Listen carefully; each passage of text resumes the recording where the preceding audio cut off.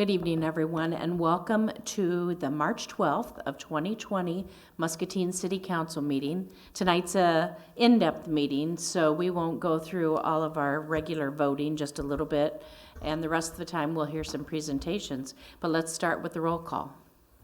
Councilmember Hopkins? Present. Freilich? Present. Malcolm? Present. Gordon? Present. Rocker? Present. Gingrich? Present. Brackett? Present. 7 present, 0 absent, Your Honor. Thank you, Cinda. We do have one resolution tonight, and it is for setting a public hearing for April 16th of 2020 for the annual application for state and federal transit funds. Do I have a motion to adopt this resolution? So move. Second. We have a motion by Councilman Gendrich with a second by Councilman Brackett. Is there any discussion? Hearing none. Councilman Hopkins, how do you vote? Aye. Councilman Malcolm? Aye. Councilman Freilich? Aye. Councilwoman Gordon? Aye. Councilman Brackett? Aye. Councilman Gendrich? Aye. Councilwoman Brockert? Aye. The resolution is adopted with all ayes, and we will continue on with some presentations and discussions. And the first one, we're going to have Andrew, there he is going to present the changes for the rental housing code.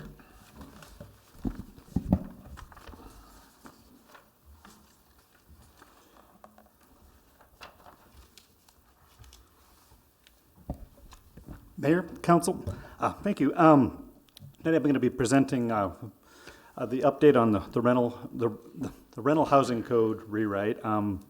Last time we did this, I believe 3 of you were not on council, so this has been a long time coming.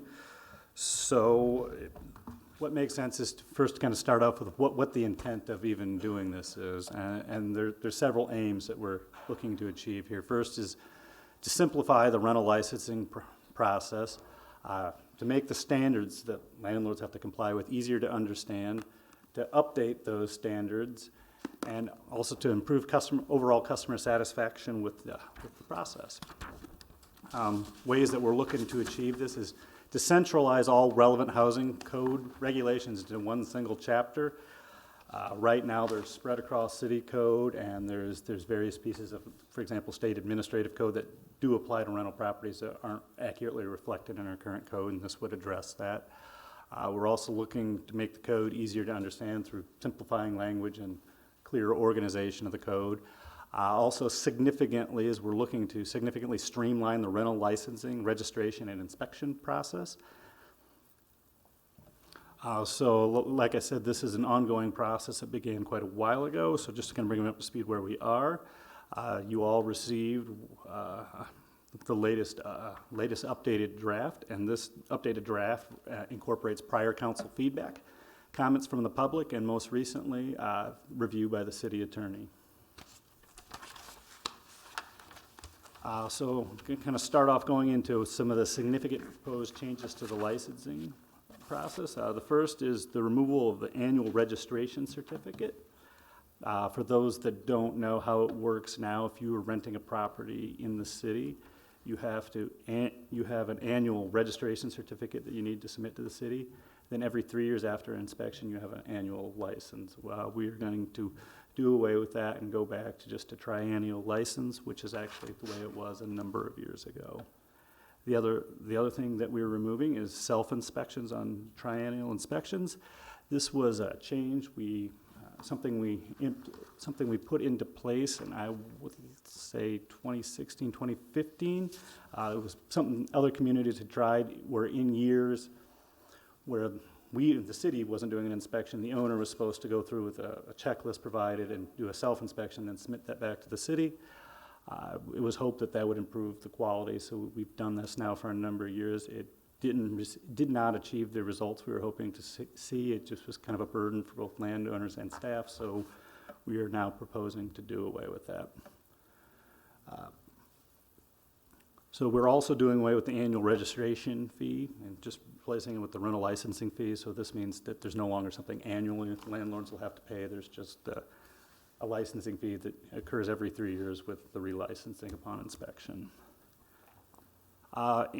So one of the things that lets us get away with the annual registration is there would be a fee for failure to maintain current information with the city, because one thing that we do benefit from the annual registration is maintaining accurate information as to contact information for property owners and the like. So one of the changes is it shifts the responsibility of property owners, just if it changes, to update us. And if it finds out that they haven't done that, then there would be a fee associated with that. And the other thing, and I'll get into why, is it adds the option that's allowed under state code for the city to potentially assess overdue fees against the property, kind of in the same way that we do assessments for nuisance abatement. And in a minute, I'll get into why that is a good change for both the city and the landlords. This kind of slide here, and I'm not going to go through that dense text, that lays out in a 3-year cycle all the steps that need to occur in the licensing process. As you can see, there's a lot of mail that has to go back and forth between the landlord and the city. So this is what the new streamlined process would look like. So, and there are two tracks. This would be for new units. It would be rather simple. The property owner submits an application, pays their licensing fee. The city schedules the inspection, and then the notice the inspection actually take that back. They submit the application, we schedule the inspection, send the invoice for the inspection, then we inspect it and re-inspect if necessary, and then once it passes, the license is issued and it's good for 3 years. Where the probably bigger changes is to the process for renewals. And so what we would do now is the city would schedule an inspection 60 days prior, automatically schedule the inspection 60 days prior to the expiration of the current license. And at this time, the city would send the notice of inspection and an invoice for the inspection to the property owner and go through the inspection process. So right now, the renewal process starts, the landlord has to come in and essentially fill out an application, pay a fee for renewing the license. This automates it. And this kind of goes, then this fee, and what allows us to do this where we're scheduling the inspections prior to our receiving payment for us is by adding the option to assess overdue fees if someone didn't pay that. So right now, we won't schedule the inspection until the inspection's been paid for. That's created situations where that hasn't happened, where instead of the property getting inspected every 3 years, that there's a long period of time where we try to chase down that licensing fee and begin the process, which is obviously not a benefit to anyone. And so the process for how assessing overdue fees is state code's quite formulaic in how we can do this. So what's in the code is just straight out of state code.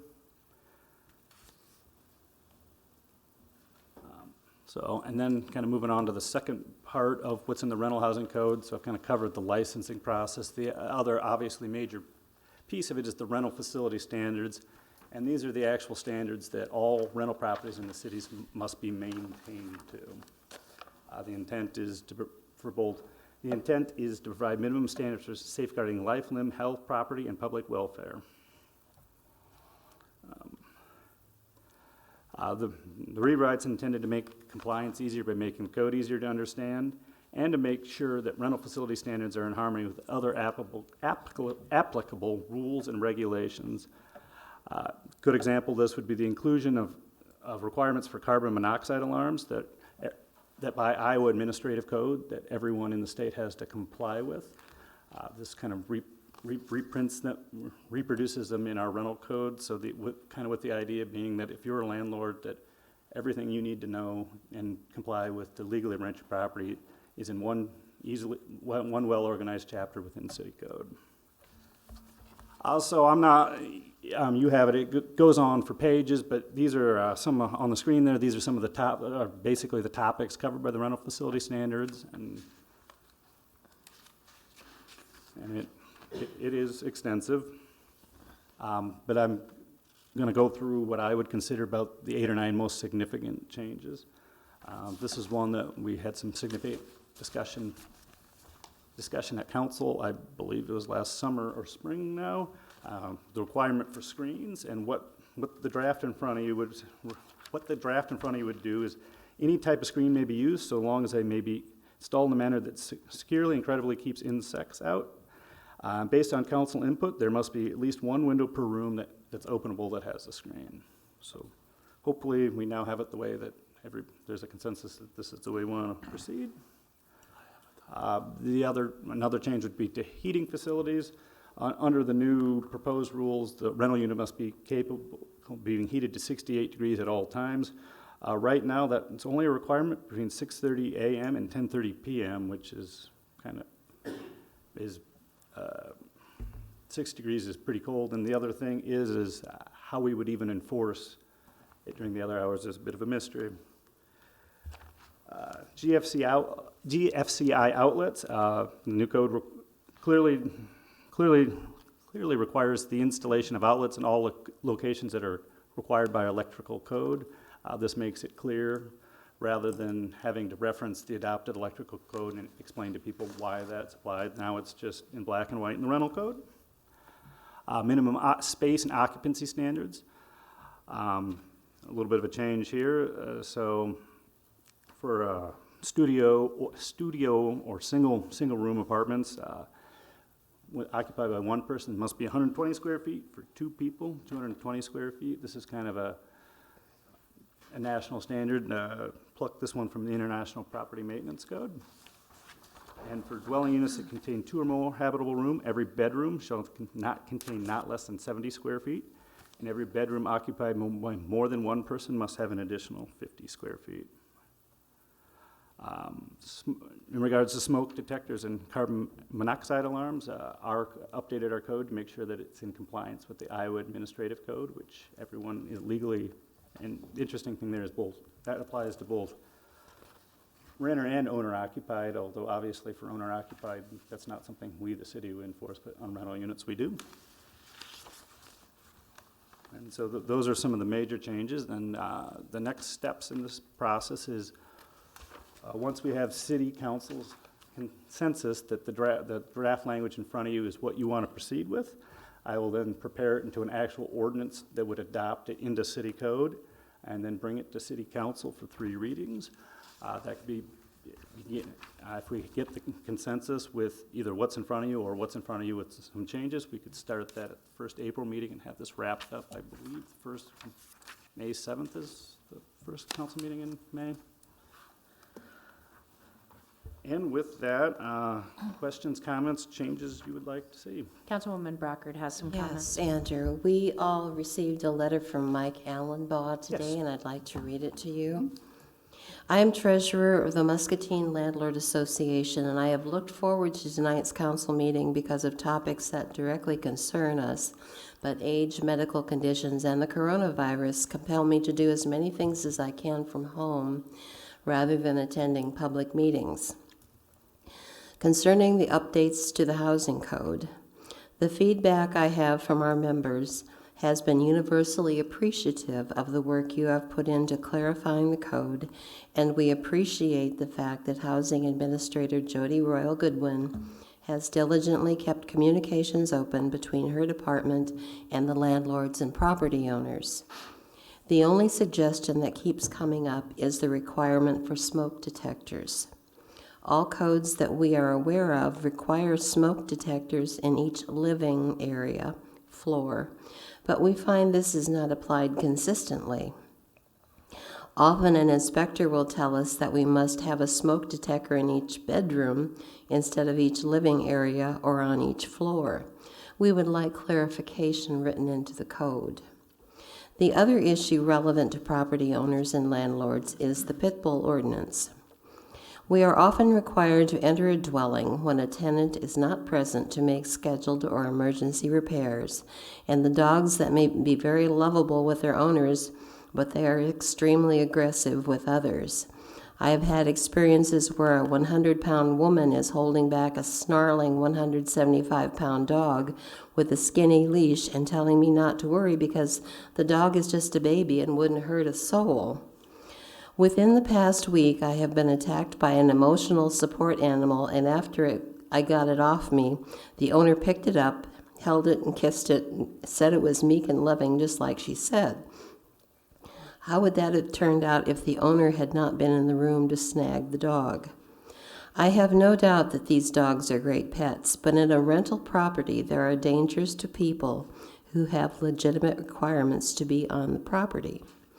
A question I might ask is, may I call the police department for protection when I must enter one of my properties and am facing an attack from a loving pet that is protecting its turf? So, do we have anything in our current ordinance that leaves the inclusion or exclusion of pets up to the landowner or the landlord? In terms of pets, our rental code is silent on that, so that would be up to the landlord. Okay. The only thing would be any ADA requirements for any type of sport animal, but that's a federal thing, not a city thing. Okay, so it is up to the discretion of the landlord? That's correct. Okay, thank you. Did you have any comments Yeah, regarding the first part? Yeah, The smoke detectors the especially. smoke detectors. My understanding is that the confusion, that the concern is that the code requires it in bedrooms and in the hallway just outside the bedroom. Is that a fair? Well, he's saying that all codes that we are aware of require smoke detectors in each living area, but we find this is not applied consistently. Often an inspector will tell us we must have a smoke detector in each bedroom instead of each living area or on each floor. And they would like clarification on that issue. So, in the proposed code, it does clarify in each location, and those are largely taken from what's in the Iowa Administrative Code. Okay, for that. so is it directly in a bedroom or bedrooms? Right, so there's, in terms of the bedroom, there's two parts, and I can give you so it's Iowa Administrative Code 661, Chapter 210, Section, that's a long, 210.312.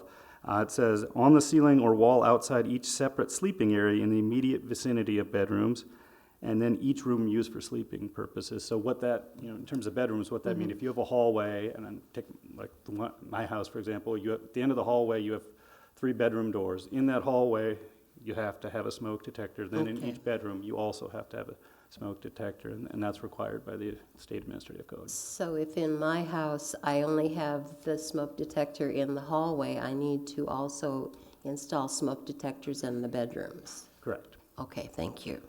And I was thinking that he was under the assumption that it was all living areas, so like you would have to have one in the family room, in the living room, and Yeah, you're there's- saying there- that's there- not no, accurate? there's some other ones I don't.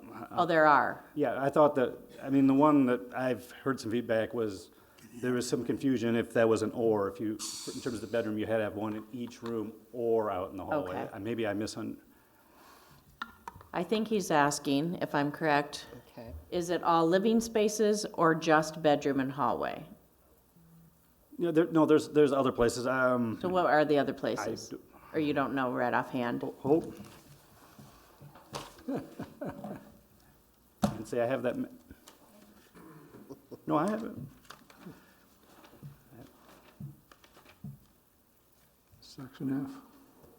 All right, so it says, be on page 17 of the code, smoke detector shall be installed in all the following locations. And there's 5 of them. If you want, I can read through them all. Please.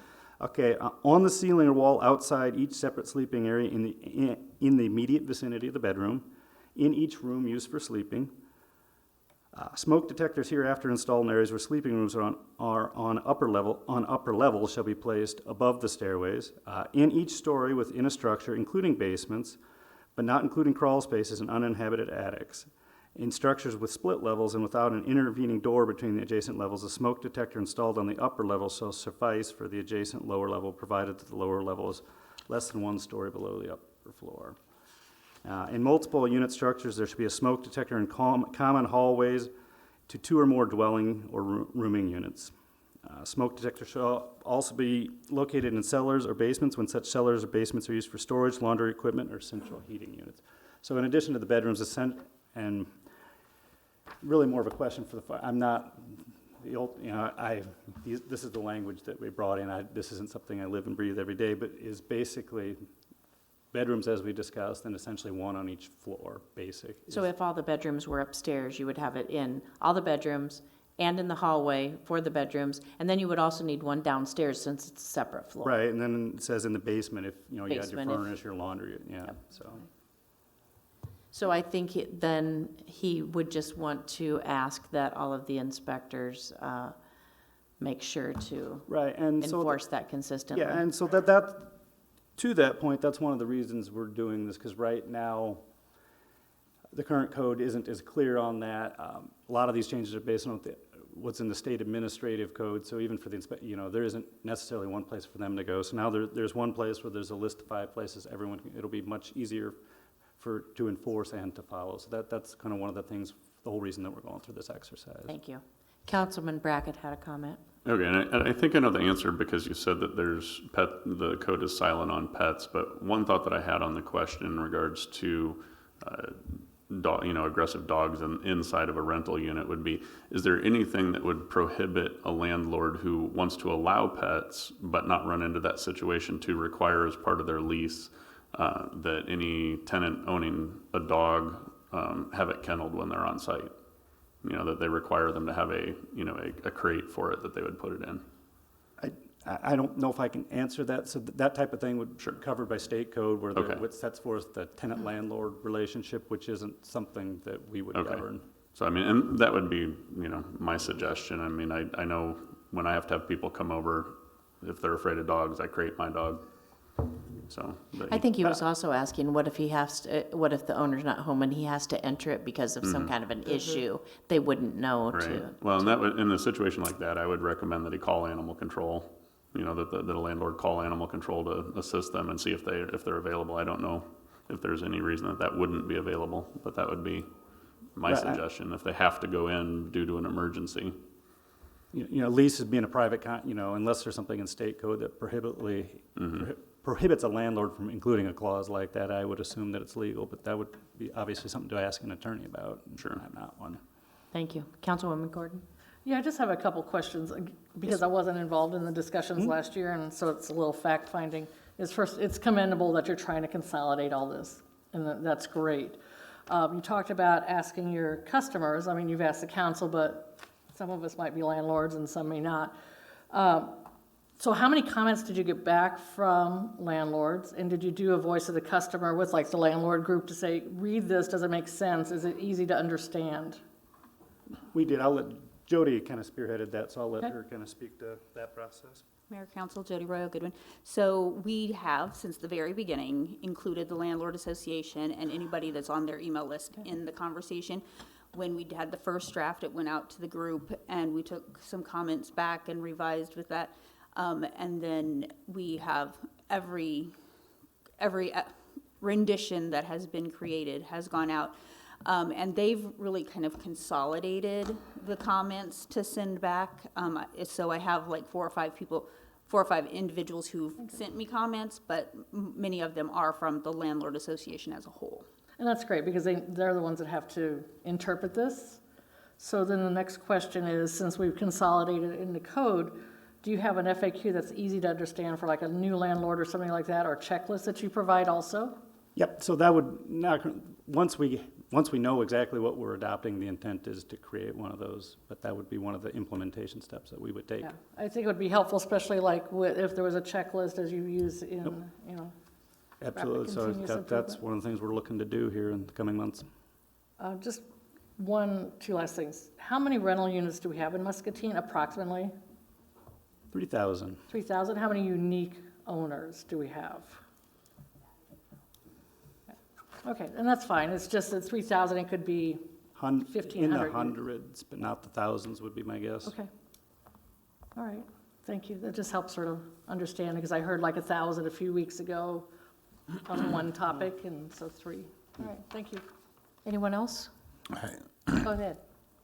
Andrew. On page 4, we talked about inspections and re-inspections.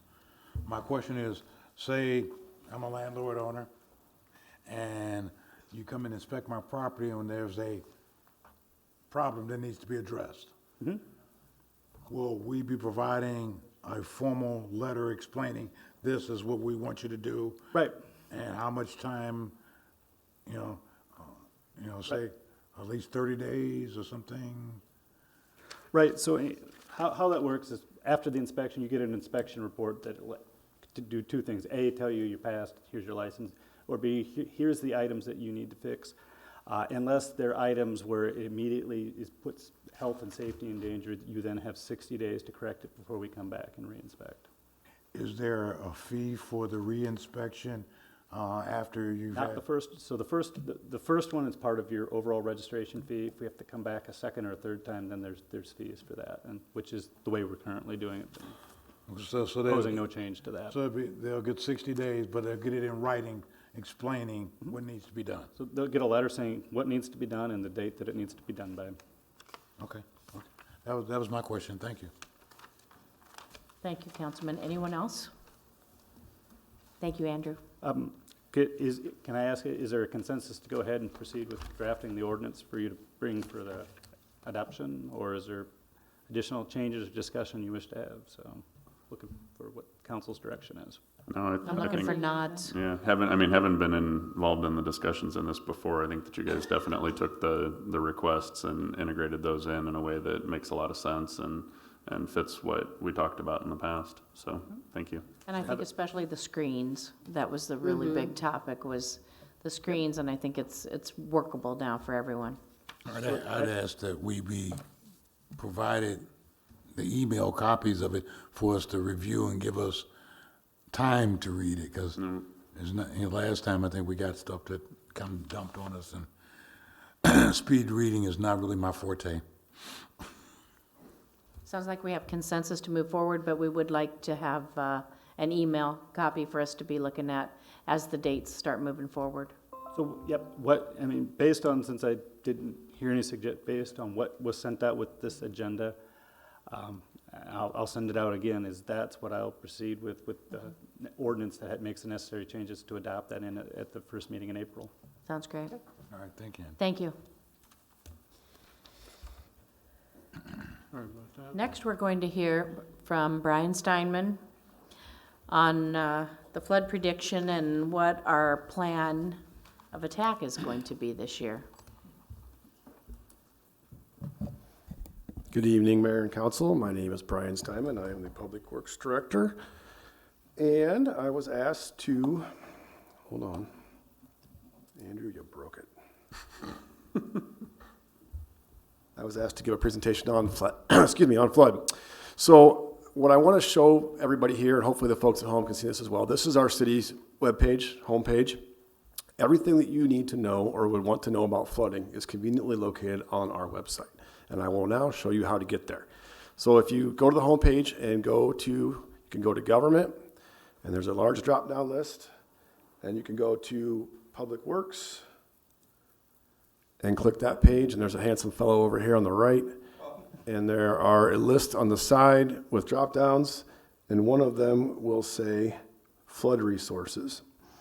And if you click that resource button there, this will take you to the links that will give you the current updates and status of river levels. So what I like to do just briefly is go through these. We did get an update this morning from the National Weather Service. It had some good news in it. The projections, we were originally projected for a 90% probability of a major flood. That has gone down to a 90% probability of a moderate flood. We're still expecting to flood here. I don't expect that to be any different, just based on the nature of weather patterns, and ground moisture is a big part of that. So, but if you're at home, if you're scrolling around, the first place that I go every day is I go to this National Weather Service link, and it gives you a stream hydrograph. So this shows the current river level at the Muscatine gauge, which is located down by the GPC plant. It's fairly accurate for where we are sitting here in downtown Muscatine. So this is what I use to project, what are we looking at for the next few days. So if you look ahead, this is today's level, 11.58 feet, projected to go to about 13.7 feet by next Thursday. This is what I watch every day to try to see what this trend is, where this is going. When it gets up into the yellow, That gives cause to alarm for us. So 16 feet is flood stage here in Muscatine. We don't really see a whole lot of action at 16 feet. Most of our things happen around 18 feet, which is a good thing. But just so folks know that right now we're not at flood, and we're not projected to be at flood through next week anyway at this time. Now this is only good enough for the next couple of days, and it'll change based on whether what happens with rain or snow melt or anything like that. Another helpful part of this is at the top here, there's a link that says probability information. And if you click that, that'll show you a bar graph that shows the probability of flooding for the particular time of the year. The darker blue is the higher probability. So these really dark blues here are the 90% probability. You can see that this varies throughout the month. This goes to about June. And as we get to this time of year, the probability is higher. Right now, we're actually at a 90% probability to be at 17 feet. And you can see from the hydrograph that we're not there. So, it's not 100% accurate. It's a projection. But that's what we base our response and our anticipation on is these numbers here. So yesterday, this navy blue line for April was up here. So that's a good thing. That's come down, that probability, that chance of flood. Not saying that it won't flood that high, but the probability is lessened. So that's encouraging for us. Obviously, we'll keep an eye on that, and anything can change with precipitation up north. There is less snowpack. Most of the snow immediately north of us is gone already. There is still about anywhere from 3 to 6 inches of water equivalent snowpack north of us up in northern Minnesota, Wisconsin, that still has to get through this area. But as of now, we're in relatively good shape, I feel, for this time of year especially.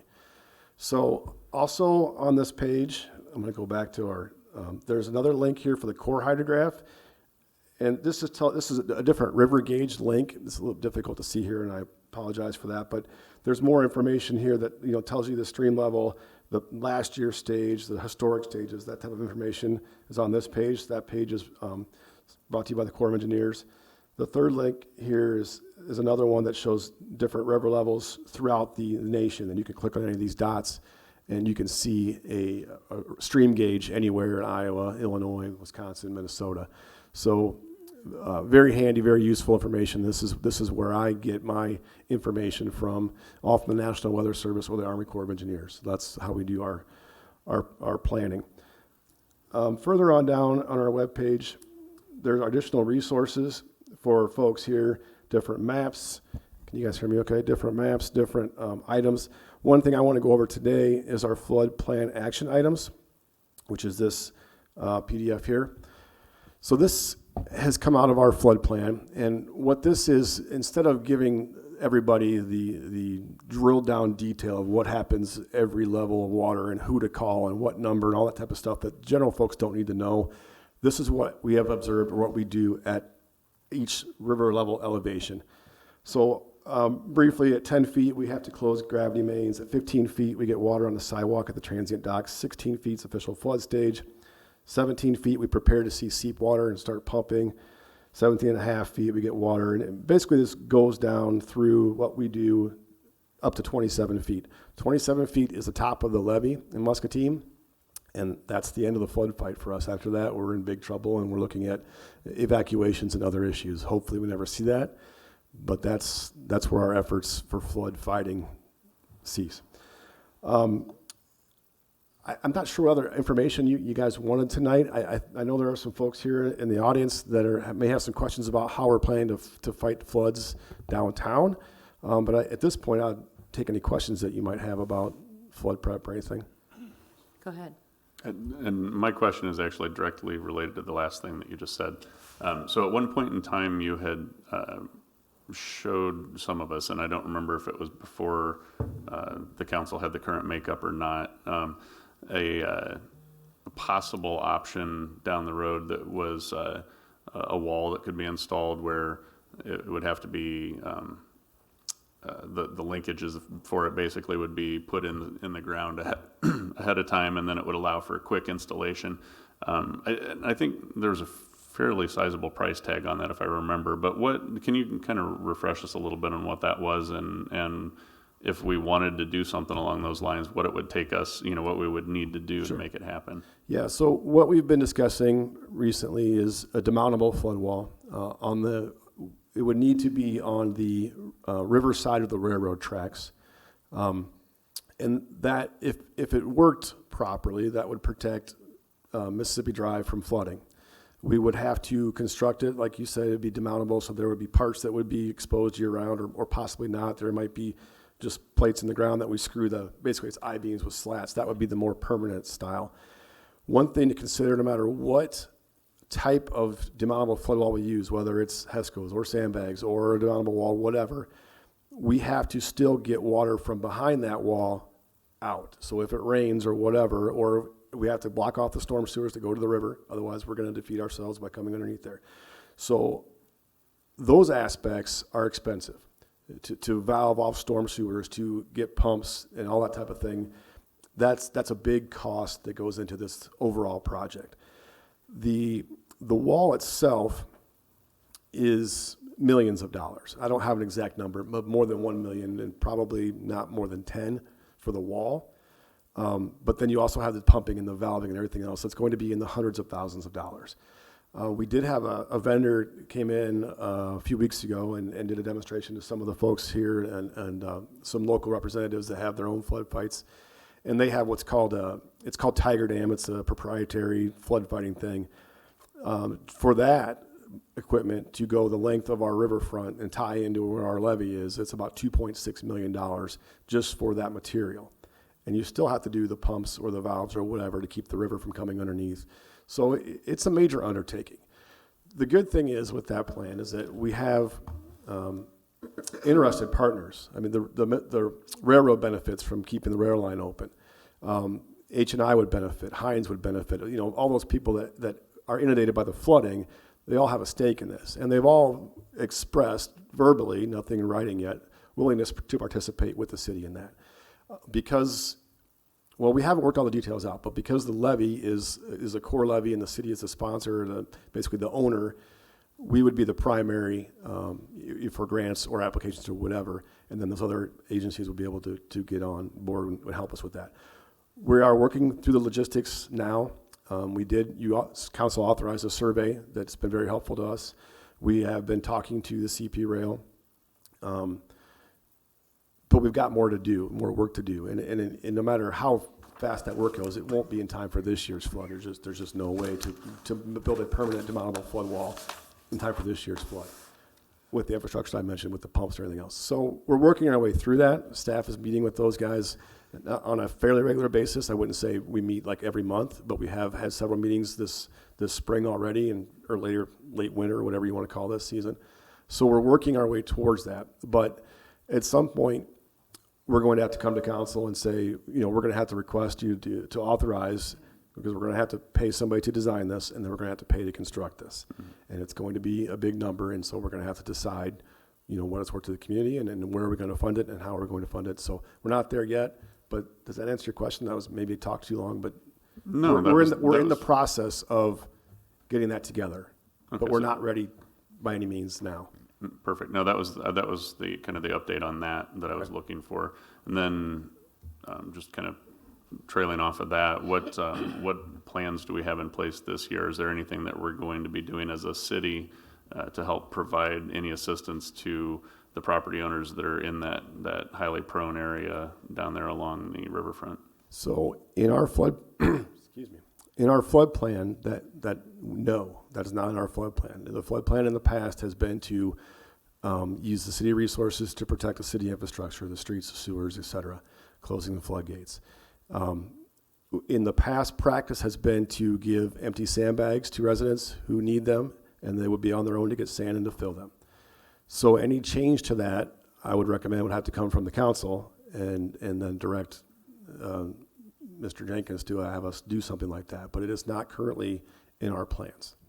So I guess one last thing, unless there's somebody else. Keep going. Okay. So one last thing on this particular specific topic would be, based on the things that we've seen over the past 2 years, if you had authorization from council to do so, are there any things that you can think of that would be that would be doable by city staff to provide some assistance in that area to some of those business owners. Because I realize, while I realize that they are, private property, it's privately owned businesses, and in that area, it also negatively impacts, more than just those business owners when there's issues in that area. And, and overall, if there's continued ongoing damage to those properties down there, it could bring down property values. It could cause some of the properties to not be as usable anymore. So there's things that protecting that also benefits the rest of us here in Muscatine. Are there things that you can think of that, or have you been approached by property owners with some ideas that might be a partnership that could be formed between the city and some of those folks down there? I think there are several options and ways to do that. Yeah, I would say that I wouldn't say it would be easy, but it certainly could be done. I mean, Public Works can do anything if you ask us to, or direct us to, or if we have the money and the time and the ability to do it. Mm-hmm. One thing that they will see this year is that working with the DNR, we've been able to change our operating procedure at the Papoose Creek Lift Station. So now we're able to modify that gate. So we shouldn't see the backups through Papoose into some of these lower levels like we have in the past. Okay. That should be gone. That should be a thing of history, or we'll watch that. But I don't see that happening ever again, fortunately, now with what we've been able to accomplish in negotiations with the DNR. That's a big relief, I would think, to some of these guys that have lower level mm-hmm. basements. And we've been in them, and we know who you are, and you know who we are. So we figured out what was causing that then? Correct, yes. It was a regulatory issue that we were not allowed to manipulate the gate, and we've been able to prove that it's life, health, and safety dependent for us to be able to manipulate the gate, and the DNR agreed, and so now we are able to do that. So now we can relieve that pressure on Papoose. Now, when the river is all the way up and Papoose is all the way up, there's going to be a limit to that as of now until we get the sewer separation complete. But this will be immensely better for them this year. So that's one thing that should give you some peace of mind, I hope. But yes, there are techniques, there are equipment, there is manpower, there's everything available that could be utilized for this. We hesitate to cross that threshold of public service on private property. And the concern is that once you do it here, where are you going to stop? And so somebody somewhere else is going to say, we did it down here, when are you going to come do this for me or whatever? That's a council decision. I'm not going to make that determination. If I'm directed by council, or by council directs Greg to direct me to do it, it'll be done.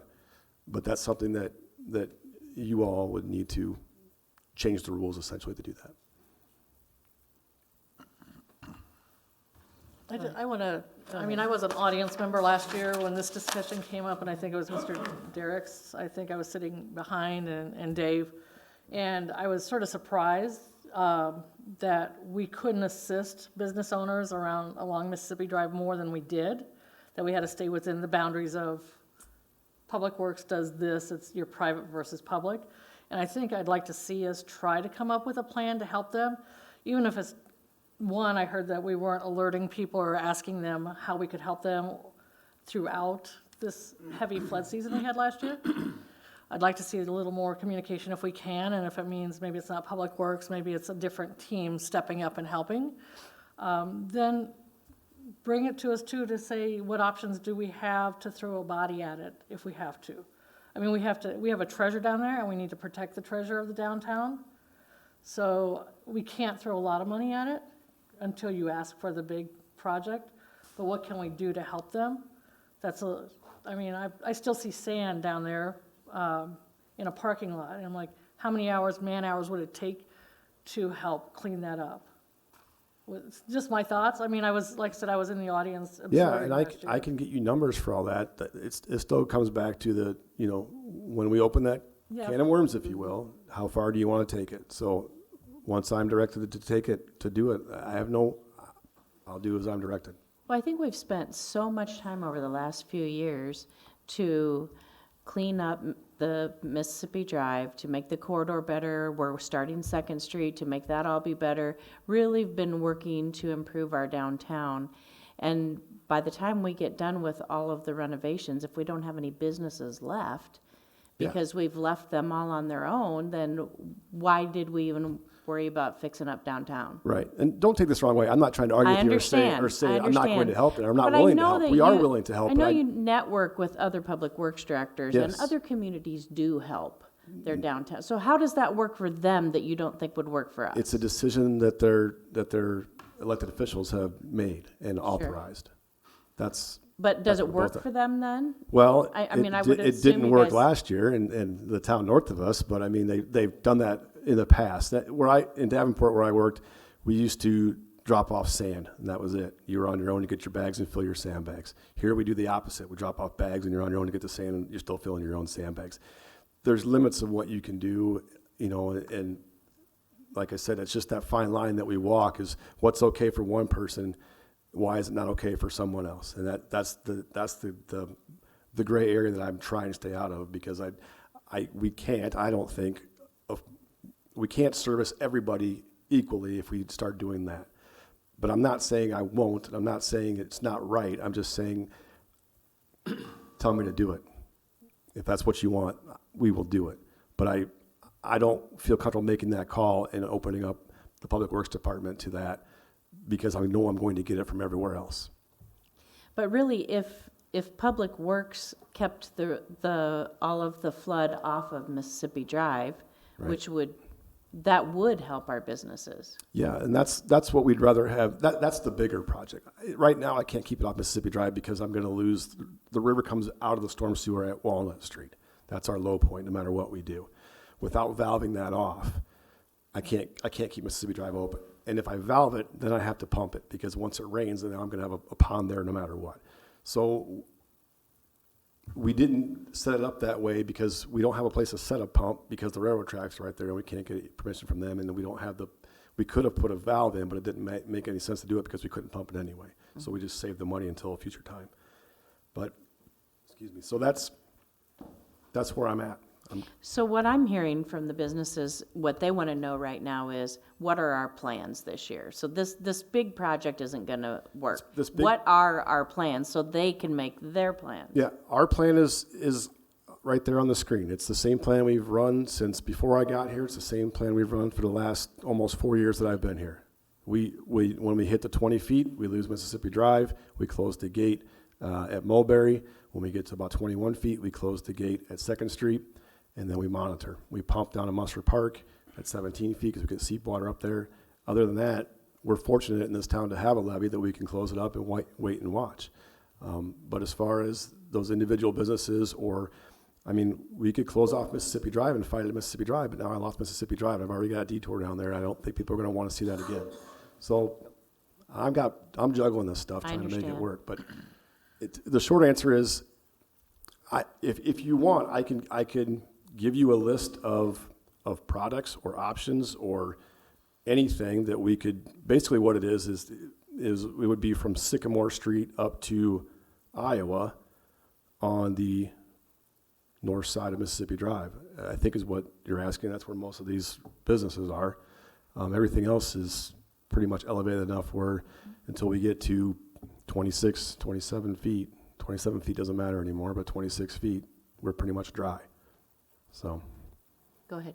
So I had one thought, but then your comment that you just made gave me another one. So one thing I was going to suggest before you made that comment was, basically, if there was a way to come up with maybe a list of options that some of these property owners might utilize, that the city having the large equipment and things like that would make it easier. Provide a kind of a menu, if you want, and make it be something where it's not like just a free for all, because I understand the concern there, absolutely. But have it be, if you want assistance in a certain way, here's the things the city can do. Here you have to have, and it's, at this point in time, maybe it's first come, first serve. You have to fill out a request. So it's documented and, and a nominal request fee. And, I'm not necessarily thinking that we need to provide the service for free, but we as a city would have equipment and resources that would be exponentially more expensive for somebody that doesn't already have that to acquire. So maybe we could come up with something that's very cost effective for those property owners, but they still, you know, we would still take, you know, some kind of fee for that, and it would have to be scheduled, and it would, you know, and that type of thing. But, you know, you also then just made a comment that maybe there would be some option that it would cause us a big headache, but there might be some option that we could do that would kind of protect those businesses from being inundated, but it would cause us to have to close off the road completely, I think is what you were. Well, there's different options. Mr. Bart went on his own and bought a flood defense system. So did Mr. Derrick's. Mr. Derrick's system was more labor intensive and cumbersome than Mr. Bark's.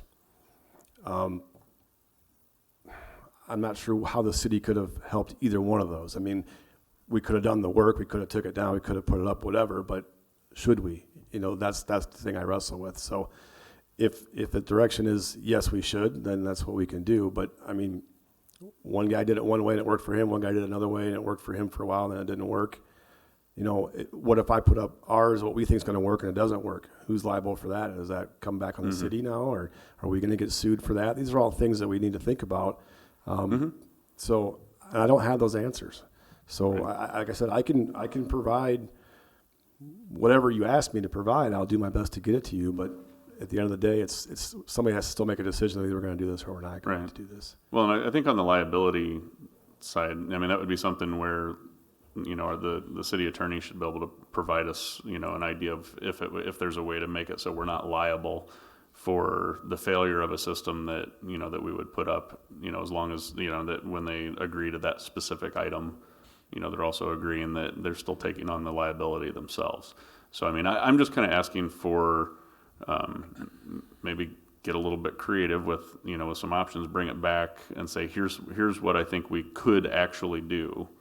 And here's how I think, you know, here's the, you know, either the expense, you know, or here's how many we could do, you know, because like you said, it could get, you know, it could run away if we say we're going to do, you know, we're going to do this for these folks here, and then we may have a bunch of other people saying, well, if you did that, why can't you do this? So that's where, if we have a menu of services and a limit on how many we can do at certain points in time and have it be first come, first serve, then that would limit the potential for that to get away from us, but it would provide the option there for people that wanted to utilize that as a city service to be able to do it. And so what I'm asking, and I don't know if anybody will agree with me or not, but what I'm asking would be for you to come back with, here is a short list of services that we could provide, you know, realistically, and here's how many people we could probably do that for in the amount of time that it would be likely needed,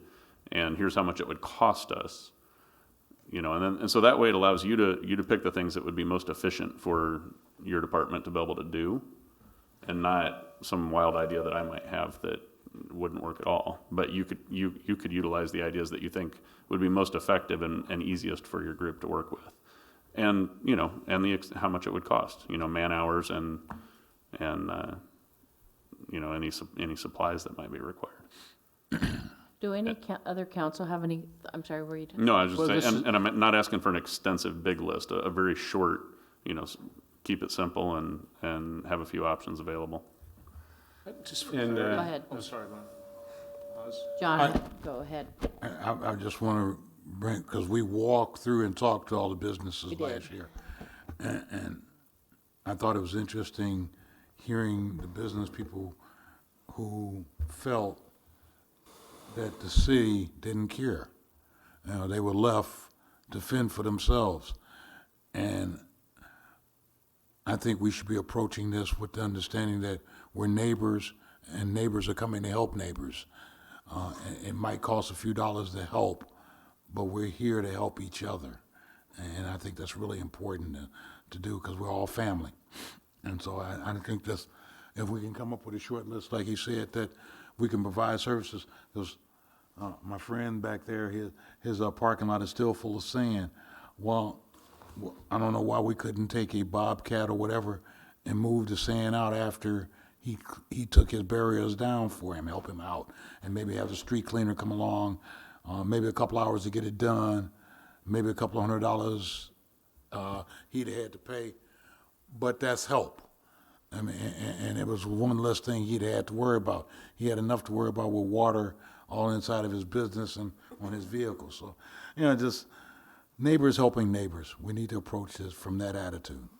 That just brings to mind a clarification, though, about where we want to be with these sort of services. When we go spend money to do that, and I know what you're talking about, the sand pile, what if we had a major snowstorm? Are we going to charge people a nominal fee to clear their drives and the like, when there's contractors that can do that? And it's a I catchy think where situation. this really came up, though, last year was when Mr. Dirks had some sand there that was still there. And we were already there cleaning up our own, and it would have been just a little bit more to just go over and do his too. And the questions came to council, come on, we're all in this together. It would have been just one more swipe Yep, and and then, it sounds simple until we break his concrete or something like that. Yeah. I mean, seriously, and I'm not saying, I'm not trying to poke I at him, understand but what you're that's what's going to saying. happen. Yes. And there's a That's- line but to I be think drawn. that's when it came to council, what Councilman Malcolm is saying. We're all in this together. This is a flood that we all face together, and let's try to fight it as a team. I hear what you're saying, but I understand that there are limitations as well. Councilman Gendrich was next, if you don't mind. That's fine. Well, it's kind of an obvious answer, but I was just curious if any of the property owners make any suggestions on what they'd like to see the city do. Obviously, the focus is to keep the water out of the buildings, but do you hear any comments, Brian, that, what, is there something specific, more directive than, keep the water out of the buildings, I nothing more specific than that, not how or anything. It's just, how high is the water going to get, and, what can we do to keep it out of my building or away from my building? And I will give them an opportunity to And I, talk tonight if they do have a suggestion.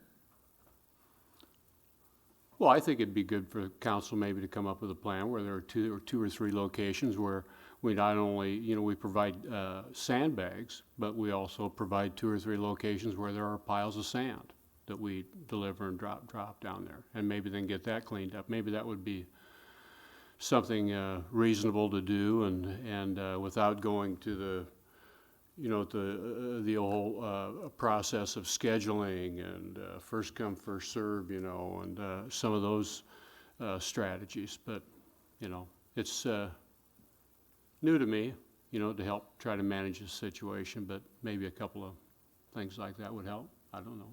And maybe that's the wrong thing to say, Brian. I don't know. We could do it. We could do anything. We could protect everything downtown if so directed, but there's going to be a cost to bear and a time to bear, and there's going to be a precedent that's going to be set that I just want you to be prepared to have to defend. That's all I'm saying. I'm not saying no to anybody.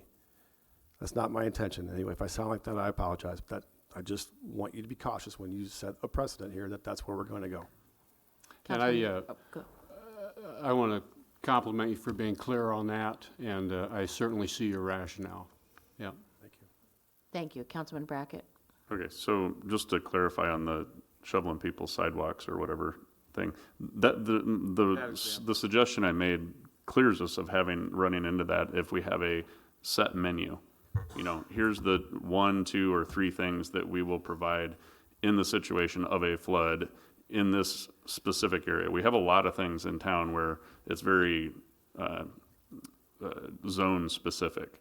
So we could very easily say within this zone, this is where we will provide these specific services. Now, to John's point, I do like the idea of if we had on public property, city-owned property, a spot where we dumped a pile of sand and they could come pick the bags, so the bags wouldn't disappear or get scattered all over. They could come pick the bags up somewhere from one of the offices and then take them down and fill them, if that was something that people thought would be useful. And then at the end, if they could drop those full bags of sand off to a specific spot that we designated that we could then clean up. So then we don't run the risk of cracking someone's concrete.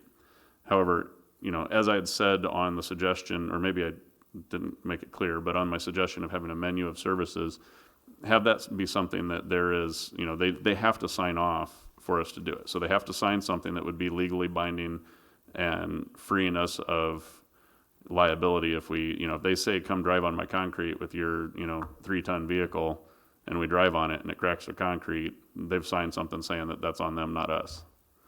So if we can't do it without having to release a liability, then I wouldn't be in favor of it. But if it's something that we can come up with, like I said, a very short list of items, a release of liability, and a nominal fee to get it done, because we can't do it, we can't do it for free. I get that.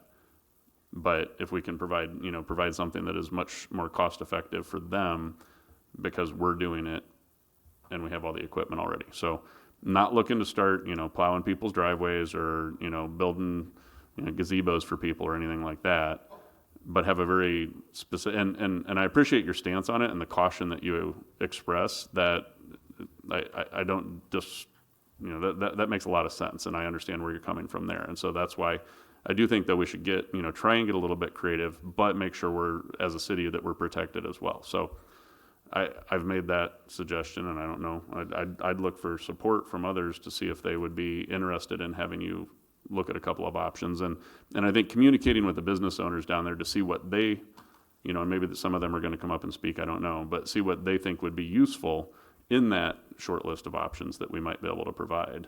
So. Well, and I was thinking of when we were talking just a couple weeks ago about all the mulch that we have available now. People can come down and get it free. If we had the sand where people can come down and do their sandbags for free, but for a nominal fee, we could deliver it like we're going to do with the mulch. Something like that. I don't think anybody's trying to get crazy here. No, I don't disagree with anything you're saying. There are multiple options. There are multiple ways to do it. You know my stance. If I'm directed to do it, we'll do whatever you say. Is there anybody of the downtown businesses that want to come up and give us any ideas, anything we have? Go ahead. I'm sure you do know more about this than we do.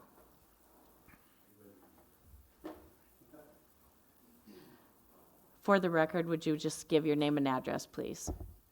Yes, Brad Bark, 825 Robin Road, and then I also own a couple of buildings downtown. So thank you for the opportunity. Brian, I'm pretty sure I've annoyed you a lot, but thank you so much for being a help, seriously. Last year was pretty crazy, just trying to protect the flood. I also own a chiropractic clinic as well, so had to take a week off, 2 weeks to help fight the flood as well. But was it in October, all that water that was in the basement, October of last year? I had a big pit that was filling up with water, and we had about 2 pumps, each pushing out about 40 gallons per minute. So 80 gallons times, 60 minutes times 24 hours a day times 7.5 days nonstop, just pushing out, was kind of, it was overburdening for sure. Couldn't get a lot of sleep. These guys did come and help me, which again, I appreciate that, and came down and looked at everything. But the flood itself, just trying to help block it, and I appreciate you guys actually, taking time listening, all the departments coming together, working together, just to find a solution to not only help my building, but other business owners as well. I talked to 6 business owners, and total investment downtown on the riverfront is around $34 million privately, which I think is phenomenal for the downtown. And the city has done a good job updating the roads. So what you said, Mayor, updating the roads as well. But yeah, if there's any other thing that we can do, I know sandbags was an option. I think sandbags gets a little bit messy sometimes too when you're trying to clean it up. So, I have a device that you just fill up with water with the fire hydrant from MPW. And when it's not being used, you just unplug it. It just drains down the street. That's an option. So, I've reached out to a couple other places too, which I know Brian has well. Just some other options just to protect. I think, in a sense, it's about 900 feet of businesses that would just need a straight line of it. But, just thank you so much, you guys, for listening. And I'll pass the mic on. Thank you. Good evening, Council and Mayor. I'm Gary Dirks. I have the property at 119 East Mississippi Drive, and we fought the flood last year, and we were able to keep the water out, but it was a heck of a chore.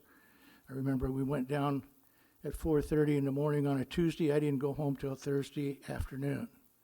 So it took a lot, and I'm getting a little too old for that. But I plan on attacking it the same way this year if I have to as I did last year.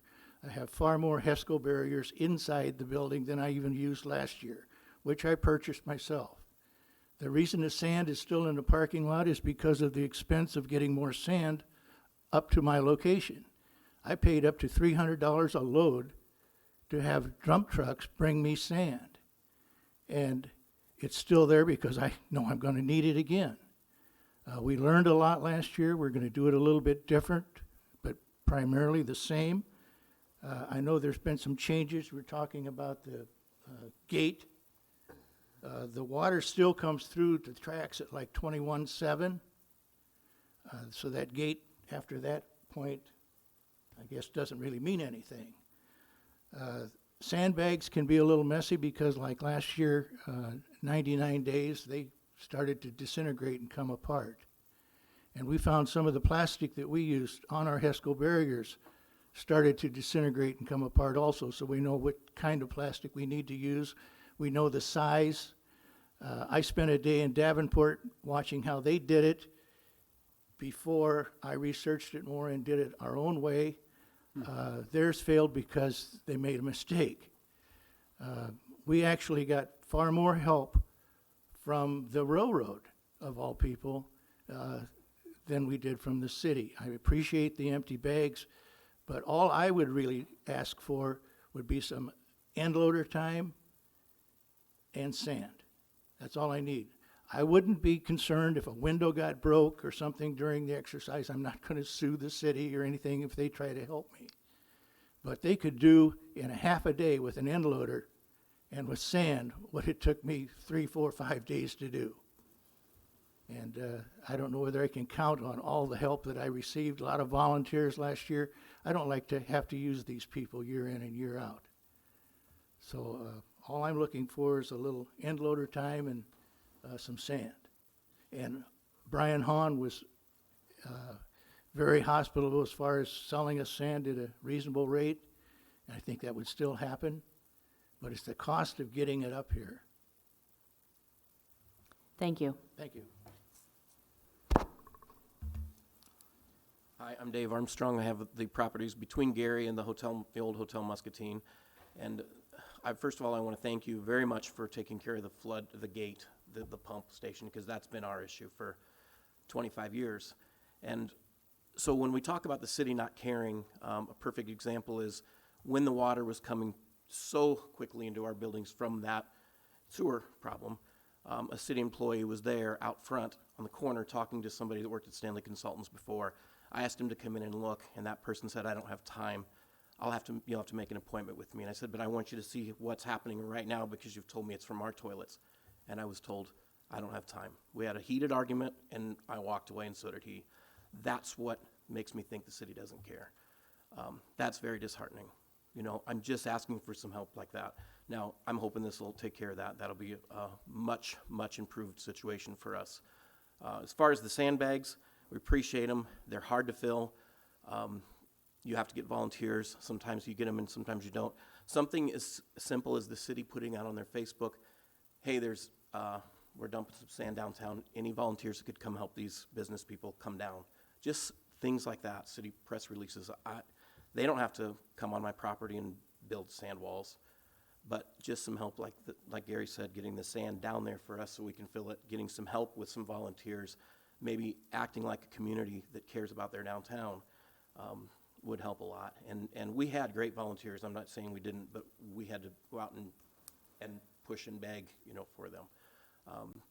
I feel like the city has this great flood wall, stops at Hahn, starts again past the hotel. There's about 5 of us that have no protection. So the city already protects a lot of the people in this town, but we don't have any downtown by design because they wanted that beautiful view. I understand that. But as far as saying they're going to help us and then they have to help everybody in town, this is a flood. It's a flood, and there's walls around most of the town. But we have a huge gap in our flood wall that runs right up to our properties, and that's an issue. So I think that seems unfair to me. I think we could use a little bit of help from the city. That's all I have. Thank you. Any last comments from anyone? Go ahead. I guess not so much a comment, but a follow-up. So, is there a direction for me to provide this menu of services then? Is that what I'm, okay. And I will try to get that as soon as I can. All right, thank you. Yes, thank you. Let's see where we're at next. Councilmember Malcolm is going to lead a discussion on the Hauser and Fulham intersection and where we're at on that area. Your Honor, can we do D first, since it fits right behind where we just started? Sure. And then we'll get to the other one. Discussion about Muskie Bus for emergencies. Brian Wright and I was in a meeting a couple of weeks ago, disaster preparedness for flooding, everything. As everybody, in case everybody doesn't know, Mr. Wright is the county emergency manager. And also, when I'm not sitting in this chair, I'm in charge of disaster services for the Salvation Army. And so we're planning on disaster treatments, what we're doing, anticipating flooding and other issues, and how do we mitigate those facts. And it came up that there's no written city code or regulations for us to use a muskie bus in case of an emergency. We know that if the mayor declares a disaster or an emergency, then she can authorize whatever just by the proclamation of her declaration. But I'm talking about, say if we have, say the Merrill Hotel is not a hotel, say it's a single occupant apartment building. Each of the rooms are apartments for people. And at 2 o'clock in the morning, there's a major fire there. And the fire chief and people are there, and the incident commander looks up and says, I need mutual aid. And he calls the other fire departments to come, other people come, and we got people standing outside on the street in their pajamas, shower shoes, and blankets wrapped around them. Well, an incident commander from FEMA training will say, I need a place to put these people for safety. Well, a muskie bus would probably be very appropriate to have this bus come and say, just sit here and let these people sit on there while we sort through whatever and get them whatever happens after this fire is put out.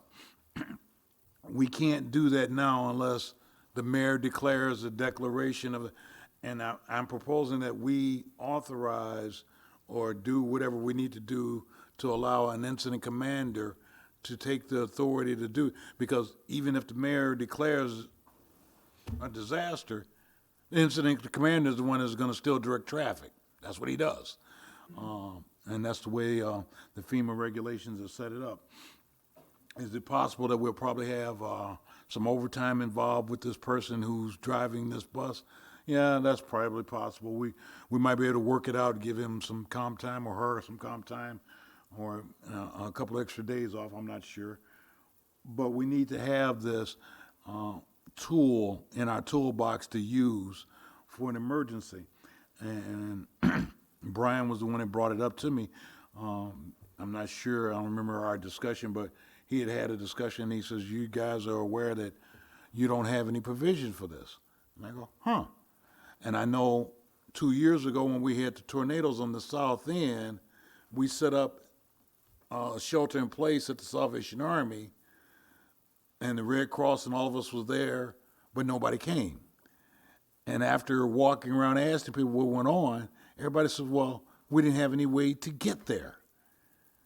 You know, their cars and stuff were all under debris and stuff, and it's for them walking with their children to come there. And then I go, huh, I never thought about asking the mayor or anybody to declare an emergency, even though it got declared, but we could have dispatched muskie bus to bring people to and from the facilities. So all I'm asking is for us to come up with a way to authorize incident commanders. It could be the police chief, whoever's on the scene. You know, the way the FEMA regulations work, whoever's there at a disaster is senior until they relieve it to somebody else. So if it's a fire or incident, whatever, whoever is the senior person there, FEMA trained, they are instantly incident commander unless they relieve somebody, relieve their authority to somebody else. But I want them to be able to, if they think they need a muskie bus to use for this emergency, not disaster that's been declared by the mayor, just, I need help, I need to do these, give them the tools to work with for public safety. So you're talking, it could be used for transportation to get them all to one area? Yes. Or it could be used for them to just sit in and stay warm, or out of the rain, or whichever way it was. Would this be written into the hazard mitigation plan we're working on now? Probably not. I'll just say that a couple of weeks ago, we had a fire, a serious fire in Wilton. We set up a shelter in place at Salvation Army. Nobody came. And the Red Cross and all of us were interested in why. Well, everybody says, well, we had no way to get from there to here. Yeah, well, we probably wouldn't have used Muskie Bus unless FEMA and Red Cross would have authorized it, but they would have been successful to get from there to here. I mean, it's like now, in place, we loosely wrote into the procedures that if you're a shelter in place at Salvation Army, we don't have showers and toilets for people to take showers. You can use the toilet and everything. We can feed you. We bring in cots. Well, we arranged through the Red Cross and the YMCA. If we're sheltering you in place here, then we can take you over by Muskie Bus to the YMCA. You can shower and do whatever and clean up and come back to our facility and continue eating and doing whatever. But that came in place after the tornado, and we saw there was a problem with that. This is just another problem that came up that we're anticipating. Go, well, how do we solve this before it happens? We don't want no person left behind. We're looking out for the community people, and this is a good way of doing it. How do you see the process? How do you see this put together? I think we need to have something, a directive. It doesn't, I don't think, have to be. Brian, do you think we need an ordinance, or what do you recommend? Okay. Just pretty much a directive allowing or authorizing on-scene commander, incident command, they're called by FEMA regulations, to be able to request that, and just so whoever this person is, they're the police chief, the fire chief, both are FEMA trained. I'm trained. You'll say, I need this, and then you call the MUSCOM, and they have a checklist, and you say, I want this activated. I need this part, and they would just add a Muskie Bus contact, or I don't know, transportation will probably have to have somebody who has somebody on call or whatever. I don't know how they want to work that. If they schedule somebody on his calendar and say, well, this month you're the on-call person. Sure. Probably you won't be needed, but if you're needed, you need to know you're going to get up, put your clothes on in the middle of the night, go get the bus and bring it to wherever this person is. Councilman Brackett.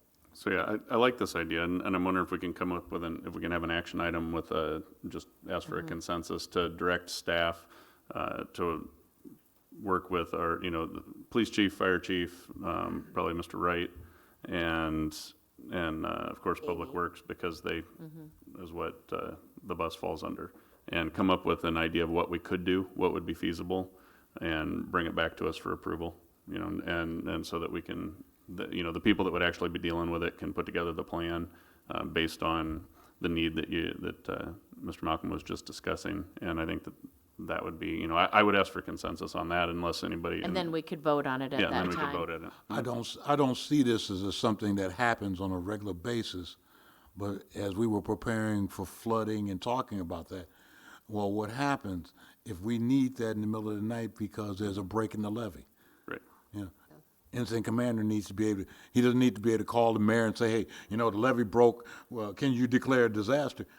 The levee broke, I need to activate this call plan, and then I'll call the mayor too and tell her, we activated and we've got a Muskie Bus, or we got 2 buses because we need to move these people. It's a problem. Do we have consensus for staff to look at a process, and then they'll bring it to us for a vote?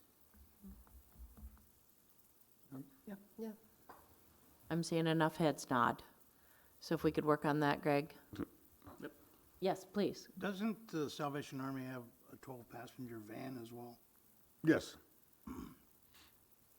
I would think about a musca bus for maybe a backup or a second vehicle, and that Salvation Army van for the first vehicle.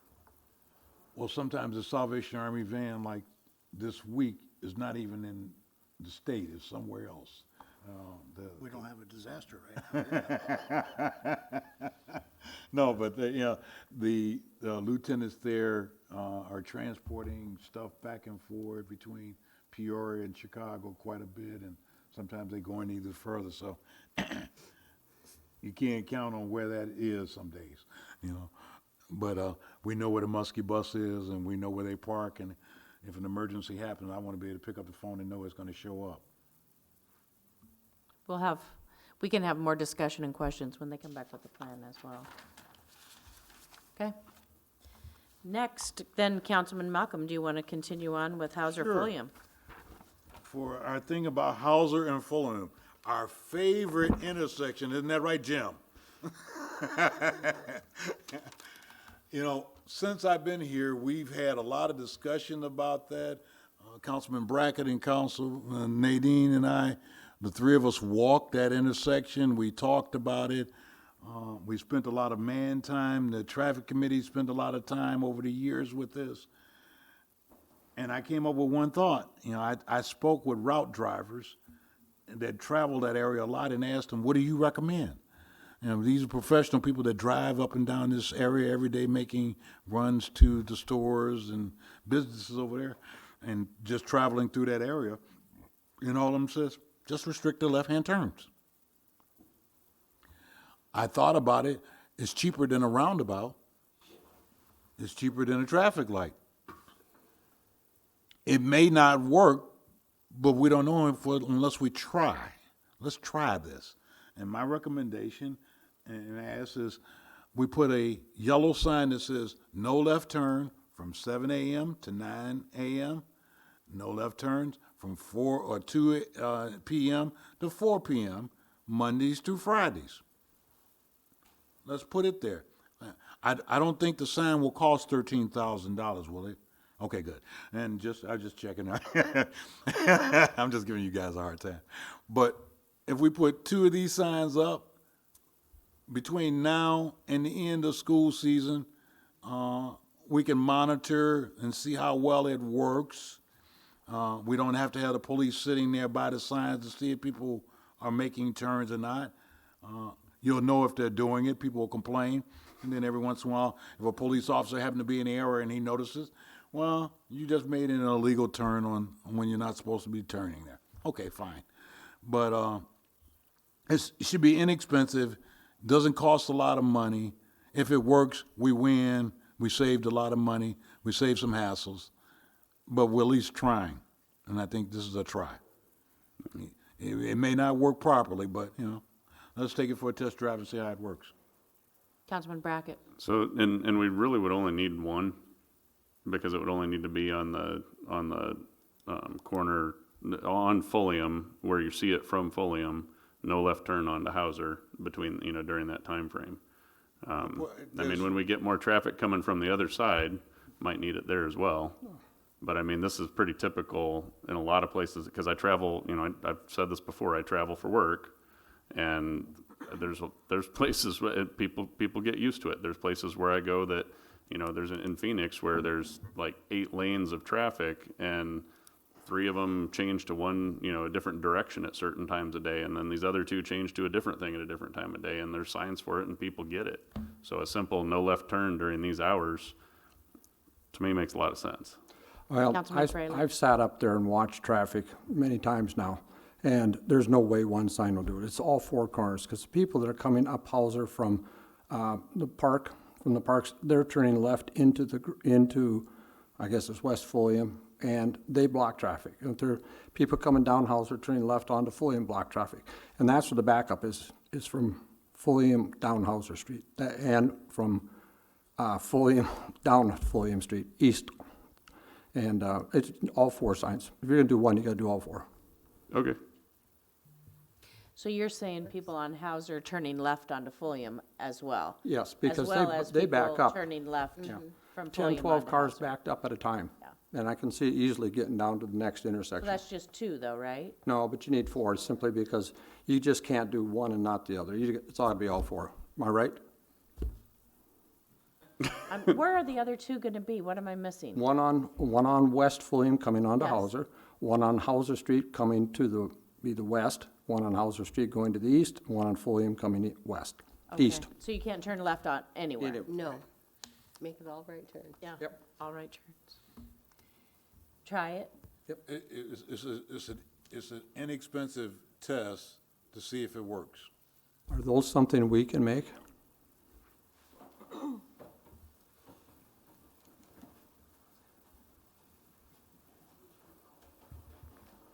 We cannot make them, but we can get them made. We can have anything made. We don't have a sign shop to make them yet, but we can get them. They'll be between $75 and $150 a piece, probably something like that. Probably around $100 a piece, I would guess. How long will it take to get them here? If we placed an order tomorrow, we could probably have them by next week sometime.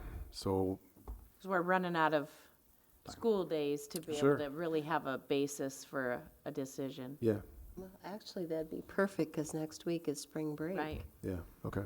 We also need to make sure that the word gets out through the city, that this is a change, and so people are aware of it, and somehow or other, I think, maybe, I know the police department doesn't like this idea, but our first week or two, I think we need to have some enforcement during that period of time, just to make sure that people understand why this is the way it is.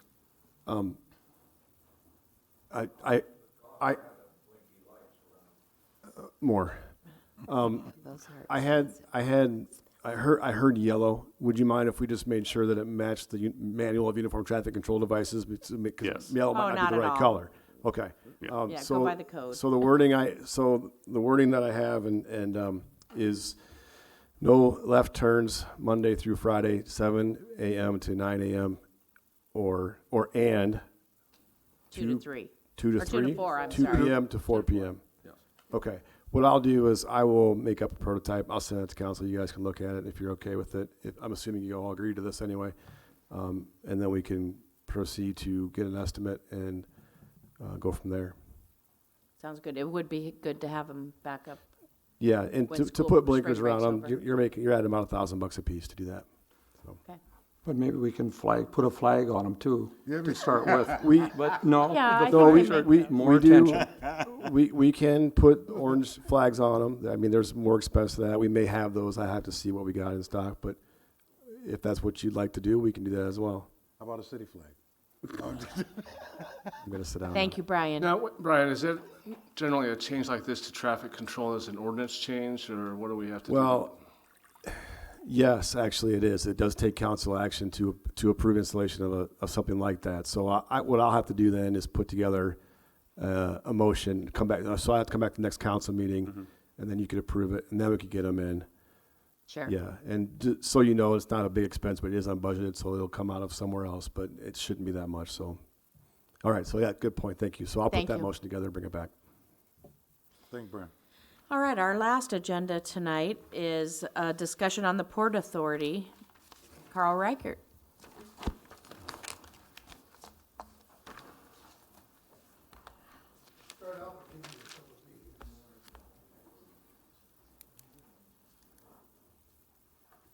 Thank you.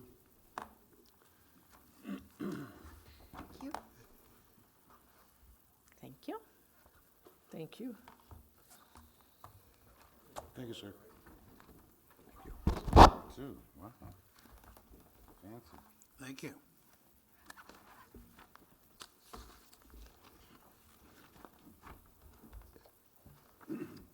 Thank you.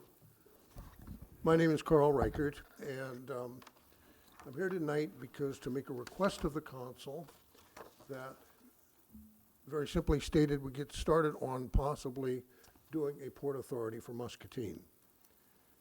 A while back, more than a year ago, I approached the council, and then we dropped it for a magnitude of reasons, but the main one is, of course, the flood and everything else. The Port Authority is a corporation, And the corporation is designed to be the owner of a port. The owner of this port will be a separate entity from both the city of Muscatine and another municipality. There takes two to make it. But those cities own the Port Authority. Those cities appoint the board of directors, and those cities work with them. And I've got some other people here that will get into more detail on that. Muscatine is a prime location for this. But the reason that I am here is to request that the council get started, because a port is one that is capable of creating growth in Muscatine. Employment, retail, services, every conceivable type of growth, because it will bring more people in. It will help solve the housing problem. I don't think it'll help on the roundabout, but it it might. But anyway, and so I'm here tonight to ask that you people go ahead and get started in effect, the research and the homework that is necessary to get a port going.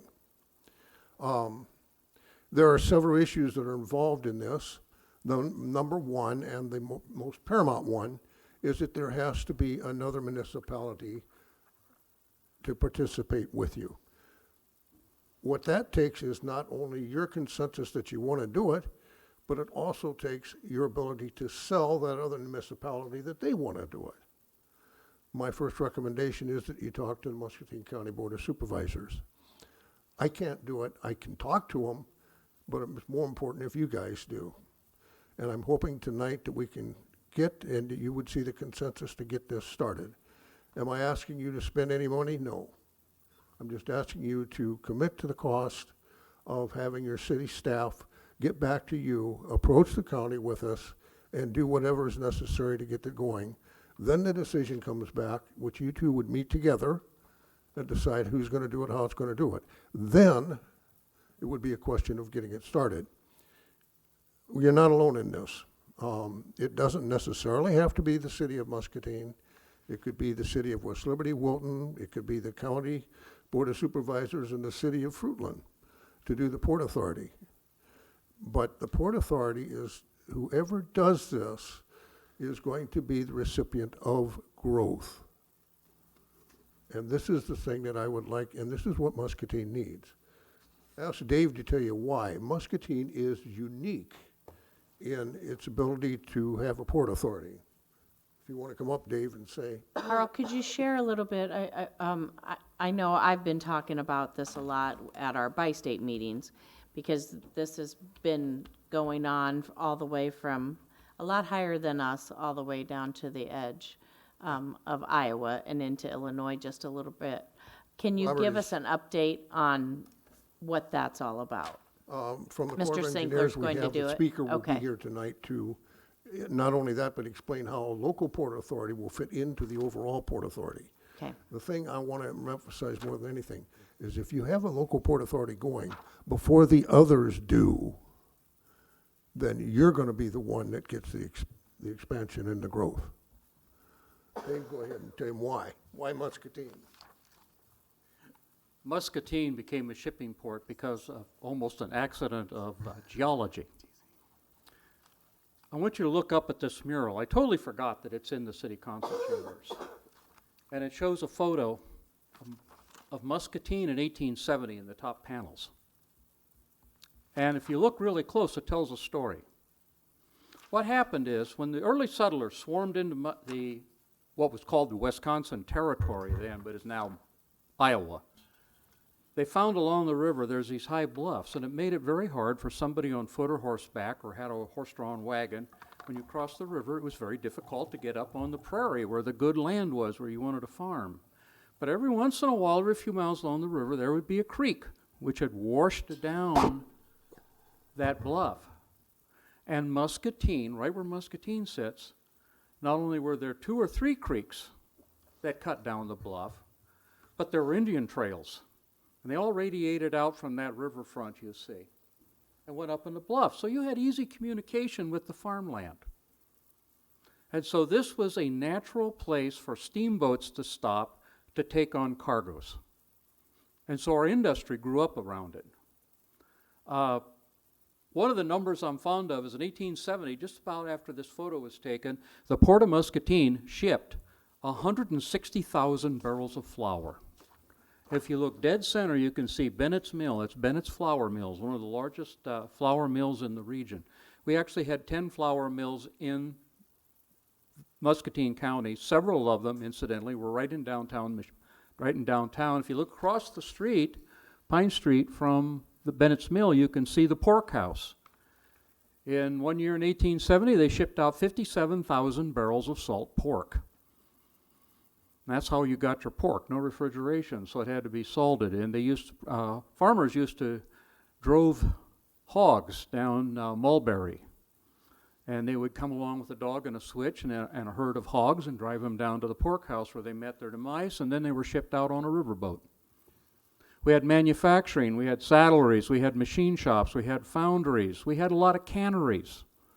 Muscatine, that same year, produced 68,000 pounds of grapes, of all things, which were turned into jelly at the canneries and shipped out.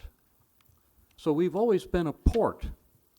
But what we have become is mostly bulk terminals for molasses, grain, so on. We need to get back to the manufacturing core again, because that's what brings good jobs to a community. That's what's going to cause it to grow. We need to become a real container port, because we have transportation north and south and east and west here we're very close to. The same geographical accident that made Muscatine an ideal shipping port in the 1840s still exists today, and it is something that cannot be taken away from us. That opportunity is always going to be there. And by the way, the highest paid job, Carl warned me about talking too much about pay, but I will anyway. The highest paid career in Muscatine in the 1850s and 60s was being a barrel maker, a job called a cooper. You could always tell coopers on the street because they dressed very fancy, because they had a lot of disposable income. And the mothers of Muscatine considered that they were a great catch for their daughters because they made big money. We had cooperages here that employed over 100 people just making barrels to ship the exports of eastern Iowa to the rest of the nation. Any Thank you. questions? Thank you. Okay, thank you very much for the opportunity. Certainly.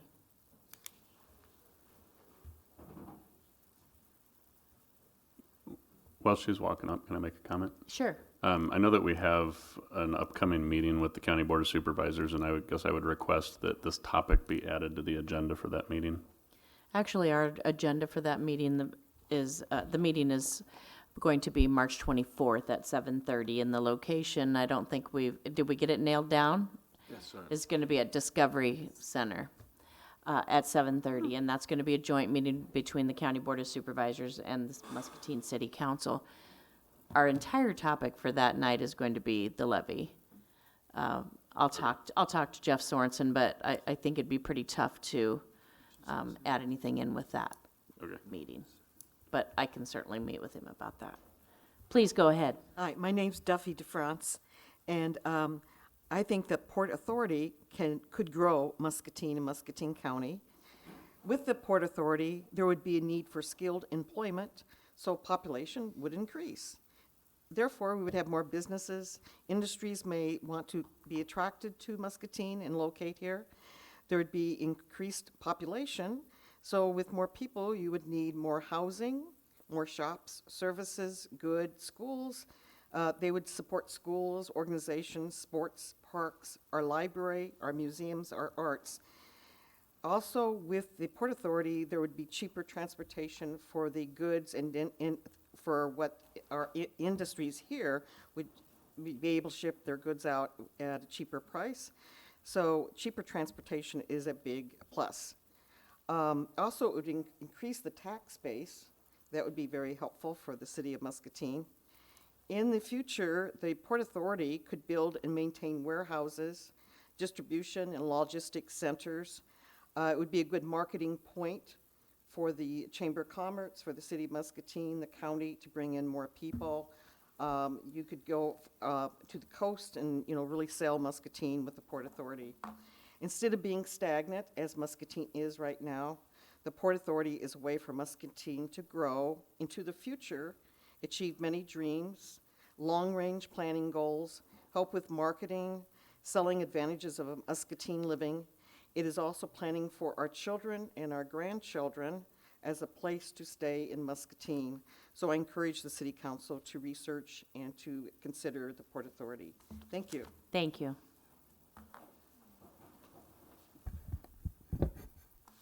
I'd like to introduce the Colonel here. I have to call him that just for the heck of it. Go ahead.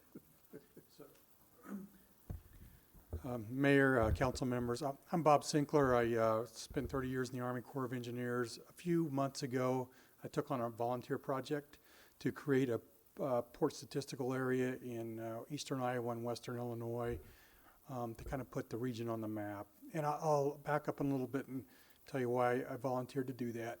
When you look at the U.S. ports list, Iowa is the only major state on the inland waterway system that is a major user of the inland waterway system that does not have a federally recognized port. So if you Google U.S. ports list and look at the list, Iowa is really the only state on the Mississippi River that doesn't have one.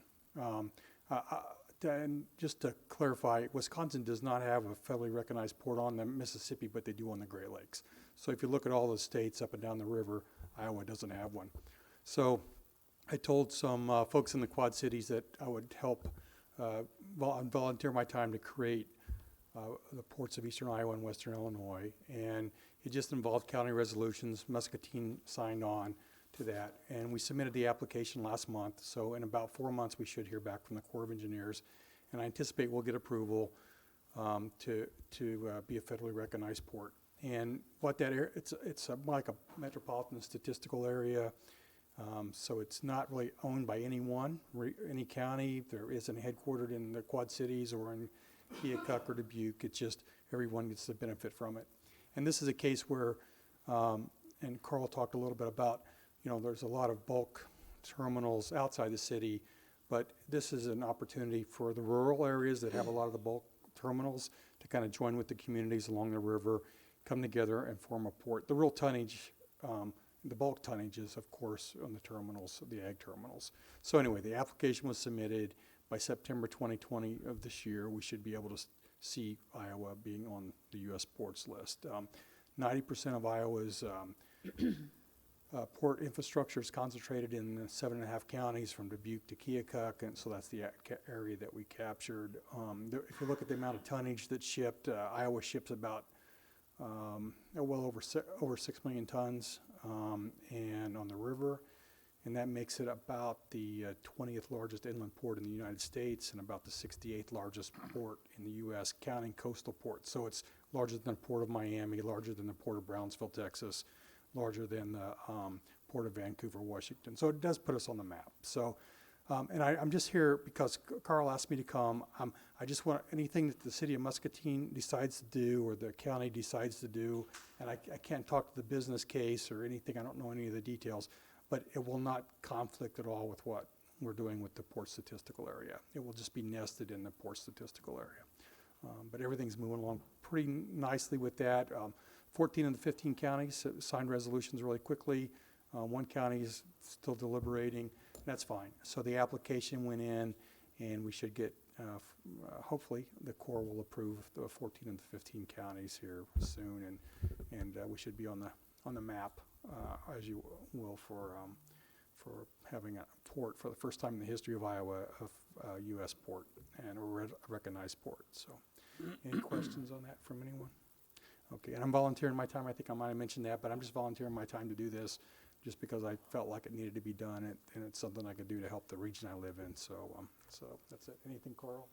Councilman Malcolm has a question. I have a small question, because I'm looking at this picture here, and since you're probably the expert at this, so if this was to take place here, we're talking about jobs, how many jobs are we talking about? 10 jobs? Yeah, and I can't speak to the business case of what you would do here in Muscatine County or the city of Muscatine. Well, generally, how many people are employed at a port authority? I mean, just, Yeah, I can't. I'm sure that, in this picture here, I see all the containers, so there's got to be at least somebody that keeps track of that. and there's a boat here, it's just, you know. Yeah, I can't, I mean, I can't really answer that question. I'm just trying to think of, let's see if there's a good example. But I'm familiar with the Port of New Orleans. I spent a couple of years there and stuff, but I don't have an appreciation for the size of the facility here or anything Okay, like that. I so just don't Port know of, the details. use the one that you're familiar with. Port of New Orleans has 10 people, 20 people working there. How many people? Probably 50 that are tied to it one way or another. But they handle cruise ships, now. So Okay. So there's a lot more to it. But yeah, So 50 jobs there. yeah, Okay, I'm just curious. Thank you. yep, sure. Just to clarify, Carl, because I think sometimes there's confusion about what's the difference between just having the port and having a port authority. So the port authority is the governance structure. So the city could run it by itself. It could be a private partnership. The governance structure is what makes it be an authority. And why is that usually the preferred method of governance? Well, for two reasons, and Mary's going to give a talk just on that, but On that very as an answer thing? to your So- question, I jumped the gun. I guarantee you, beyond a shadow of a doubt, that the Muscatine Port Authority will never be the size of the New York Port Authority. Okay.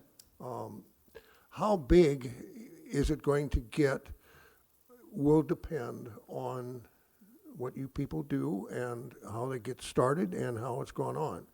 The easiest mental comparison to the Port Authority we have already, and that's called Muscatine Power and Water, which is owned by you people. The city council owns Power and Water. The only difference is that there's another municipality that has invested with you. In the answer to the question of where should this port be located when it's built, my only comment is someplace where Muscatine Power and Water can sell it to the electricity. The rest of it comes from the technical, the engineering, and everything else, but that's where it goes. So, but the key to it is get started. Mary, I'm sorry, I you. didn't mean to.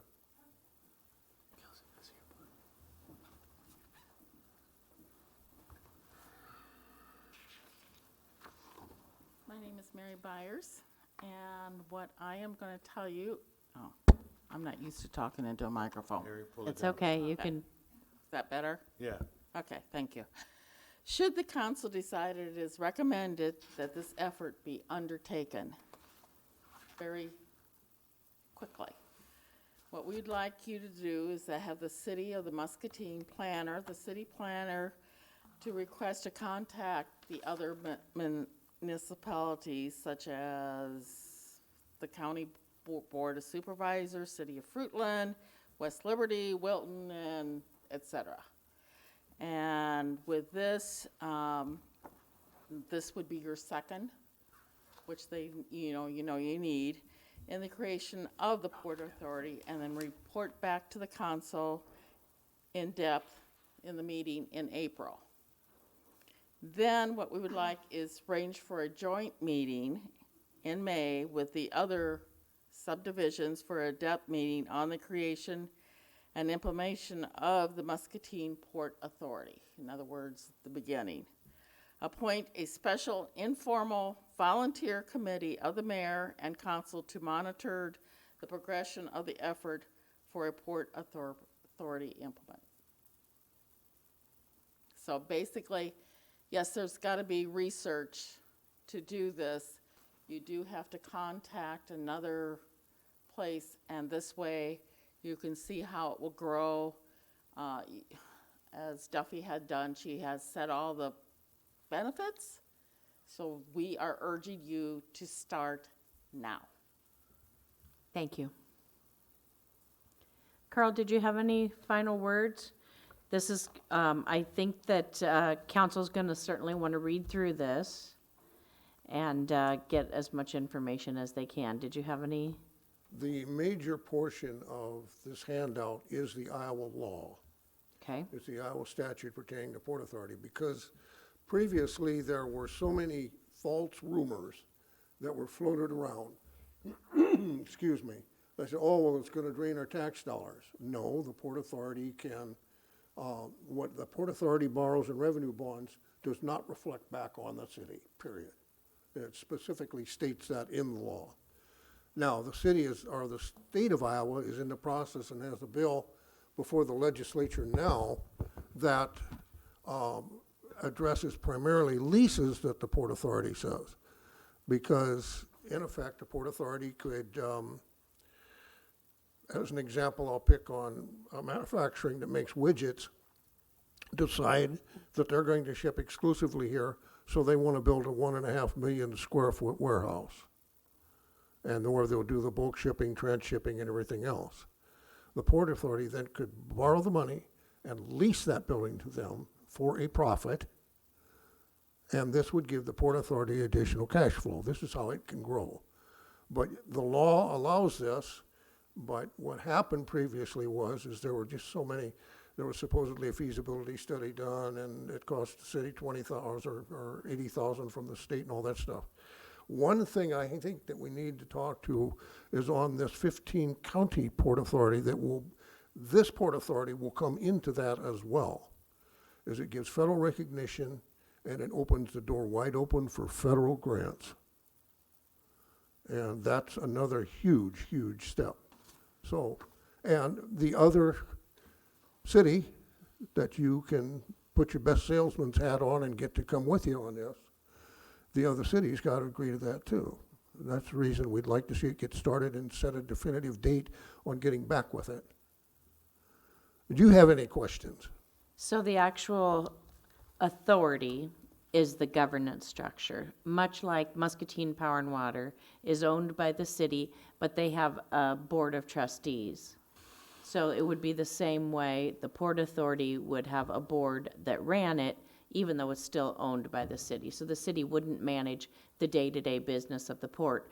The authority, the board would have that job. Part of the negotiations with the other governmental agency, whether it be the County Board of Supervisors or the City of West Liberty, but whatever that governmental agency is you negotiate it as to how the board members are appointed and who gets what. Does the City of Muscatine get 5 and you get 4? Does the City of Muscatine get 5 and they get 25? That's part of the negotiations before you can even go forward, is to get all of that settled. And this is the reason for the city planner to work. And would love it if the council would appoint a committee of councilmen to sit in on this too. If nothing else, you drink a lot of coffee. But I think that it's something that really, really, I'd like to see you tonight, agree to or request, instruct, I don't know, I've been too old to understand, to have the city planner start to work with us now and get back with us and get back with you people. Contact these people. But it's getting late. It is, and I know by state, we've been talking about this for the last 6 to 9 months, about the work that the colonel's been doing in getting the whole region put together. And I know that other cities and by state are wanting to be first. So I understand the urgency for us to get ahead of the pack here. Any thoughts, council? Go ahead. I just wrote down about 25 things that I got questions on, and I don't know how we can possibly come up with a consensus tonight that we're going to say without further discussion. There's just too many things that we need to know that we don't know, and I think we need a time when we need a discussion on it. Yeah, I'd go along with Councilman Freilich too. I'd like to do a lot of visiting, I guess. Go ahead. I would add on to that, I maybe have staff, especially with the council members that are more recent to the council, send out the port survey or the port study that was done for some background information. I don't have a lot of questions because I'm pretty familiar with a lot of the things that came along with it, and I would be interested in further discussion. So I don't know that the next meeting is even the next in-depth might be too soon with everything else, but time is important in this because there's definitely interest up and down the river to beat us to it, and I I think it's been sitting stagnant for too long. We paid a lot of, there was a lot of money spent on a survey, on a study, and then it just kind of died off, so. So I don't, as far as where to go from here, Carl, for you, it sounds like the council wants some more time to familiarize themselves with where we're at, more about the topic, certainly.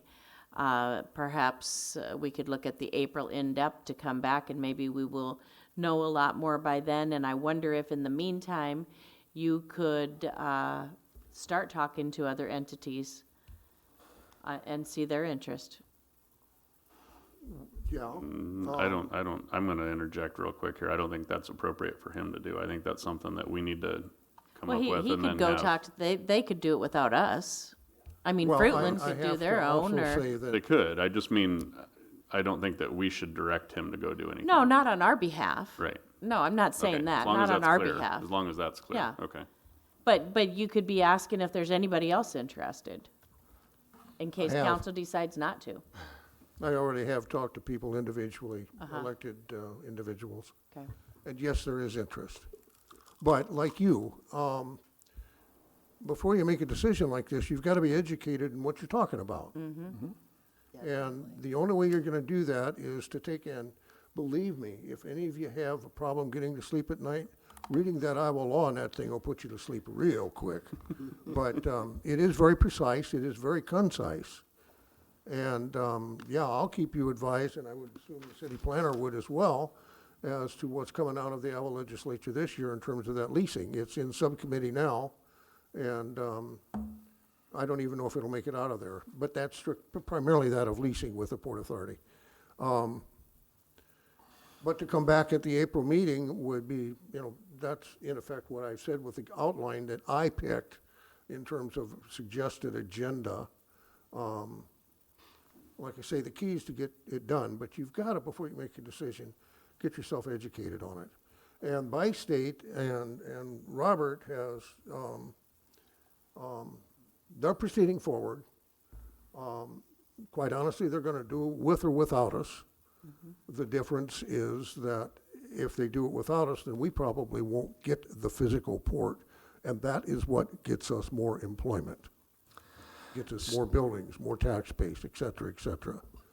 But it has been my understanding that that's just a port statistical area, not a port authority. And its That's right. purpose, and so it's not to put a physical port in place, but to That's put right. us on the map as a port identified district, if you will. It is a statistical area primarily for the benefit of the federal government, because right now Iowa has no, I'm going to use ambiguously, recognized federal port.